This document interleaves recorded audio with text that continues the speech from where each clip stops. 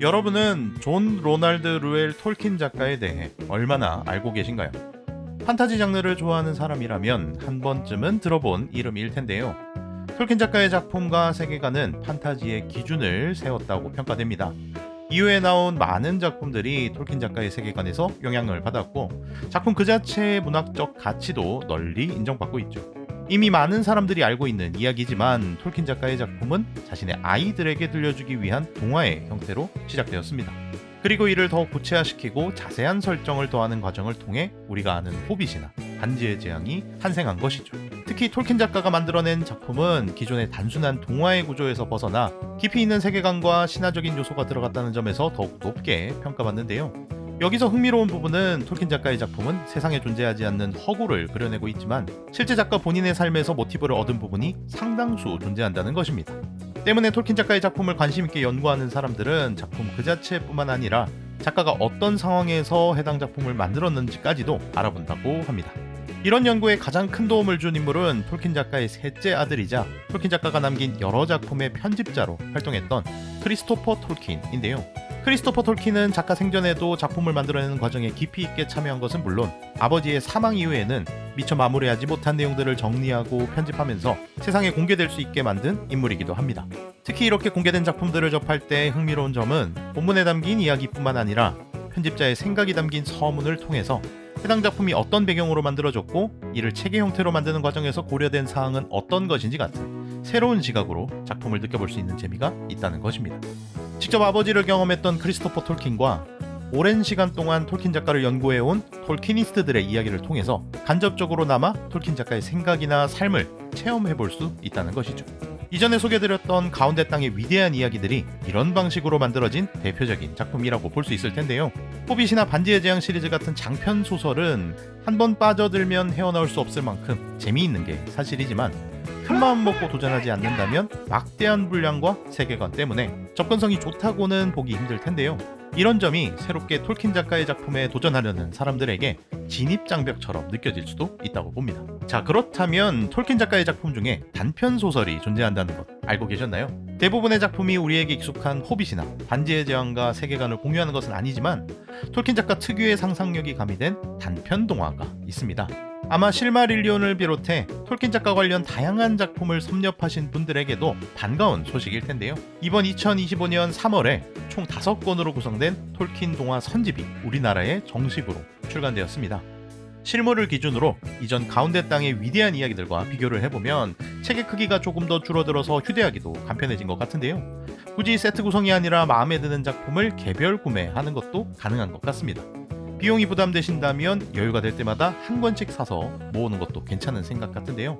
그래도 이왕이면 북박스까지 포함된 세트 구성이 소장용으로는 가장 좋다고 보입니다.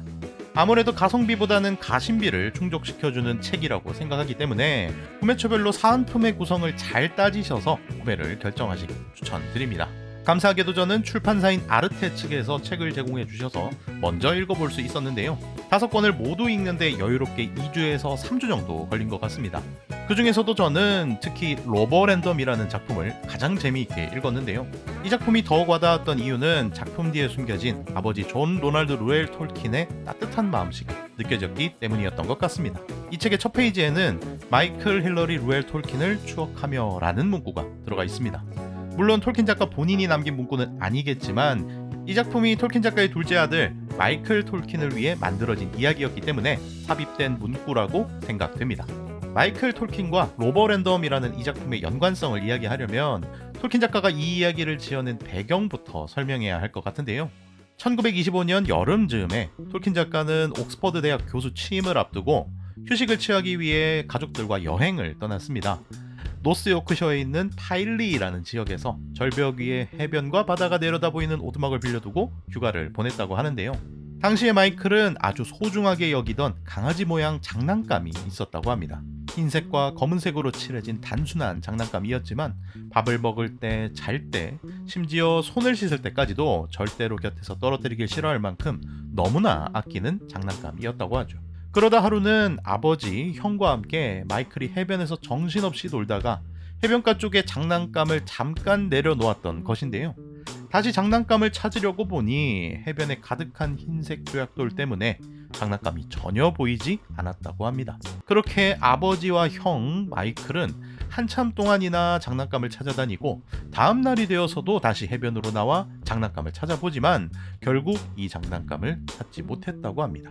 그렇게 마이클이 큰 실망감에 빠진 것인데요. 톨킨 작가는 마이클을 위로하기 위해서 이 슬픈 사고를 모티브로 이야기 하나를 만들어냅니다. 이때 만들어낸 이야기가 로버랜덤이라는 작품이 된 것이죠.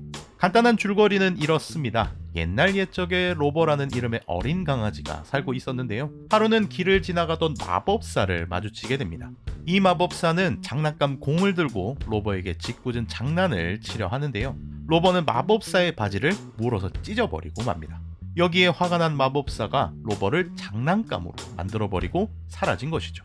그렇게 장난감이 된 로버는 선반에 진열되어 있다가 새 아들을 둔 엄마의 장바구니에 담겨 자신을 한순간도 떼어두려 하지 않는 소년을 만나게 됩니다.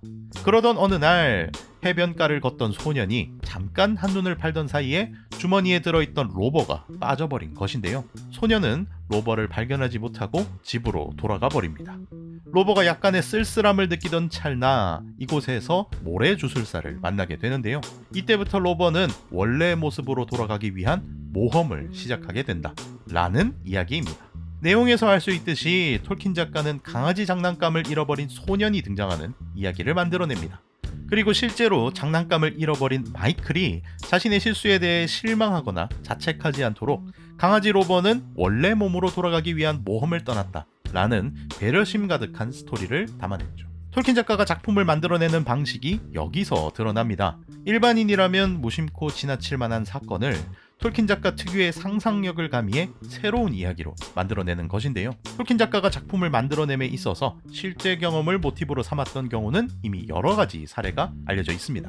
1차 세계대전에 참전했던 당시 눈으로 목격한 화염방사기를 통해 드래곤이 뿜어내는 브레스의 위력과 이로 인한 병사들의 고통을 소설에 표현한 것으로도 유명하고, 호빗에 등장한 드래곤 스마우그는 독일군이 영국에 퍼붓던 폭격에 대한 공포를 형상화시킨 것으로도 알려져 있습니다.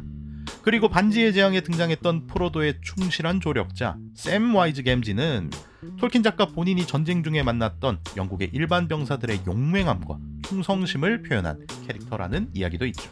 톨킨 작가의 작품이 가진 또 한 가지 특징은 이런 경험을 바탕으로 한 사실적인 묘사뿐만이 아니라 스토리의 작가의 생각을 적절하게 녹인 것에 있다고 생각되는데요. 톨킨 작가가 추구하는 방향성을 잘 표현하는 문장은 호빗의 가장 첫 문장을 예시로 드는 경우가 많습니다.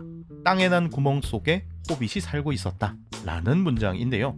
소박하게 땅속에 사는 누구보다 평범한 존재, 호빗이 주인공임을 드러내는 문장이지만 결과적으로 본다면 아무리 작고 평범한 존재라 하더라도 누구보다 위대한 업적을 만들어낼 수 있다는 희망적인 의미를 담고 있는 문장이기도 하죠. 톨킨 작가의 작품은 항상 마지막에 희망이 존재합니다. 스스로 수없이 많은 절망적인 상황을 경험했던 만큼 자신이 만들어낸 세계관 속 이야기는 희망적인 상황이 찾아오길 바라는 작가의 소망이 들어있을지도 모르죠. 선과 악의 대립이나 성장을 통해 희망을 발견하는 구조는 지금은 비교적 단순한 방식의 스토리라고 여길 수도 있겠지만, 이런 단순한 스토리를 풀어내는 톨킨 작가 특유의 짜임새 있는 구조를 한번 경험해 본다면 그때부터 톨킨 작가의 작품이 가진 진짜 매력을 느낄 수 있다고 생각됩니다. 특히 이번 톨킨 동화 선집에는 크리스티나 스컬과 웨인 해먼드 부부, 그리고 벌린 플리거 같은 오랜 시간 동안 톨킨의 작품을 연구했던 세계의 유명 톨키니스트들이 편집자로 참여한 작품들이 수록되어 있습니다. 각각의 작품 자체로서도 충분히 훌륭하지만 톨킨 작가의 작품을 사랑하는 다양한 사람들의 생각이 담긴 책인 만큼 가벼운 마음으로 톨킨 작가의 작품에 입문해보고 싶은 사람들에게도 좋은 경험이 될 수 있겠고, 기존의 톨킨 작가의 다른 작품을 재밌게 봤던 팬이라면 한층 더 폭넓게 톨킨 작가의 생각이나 작품을 이해할 수 있는 계기가 될 것이라고 생각합니다. 책의 구매나 더욱 자세한 정보를 원하시는 분들은 더보기란의 링크를 참고해 주시고요. 이번 영상은 이 정도로 다음에도 더욱 재밌고 유익한 정보로 찾아뵙겠습니다. 좋아요와 구독 그리고 알람 설정까지 해주신다면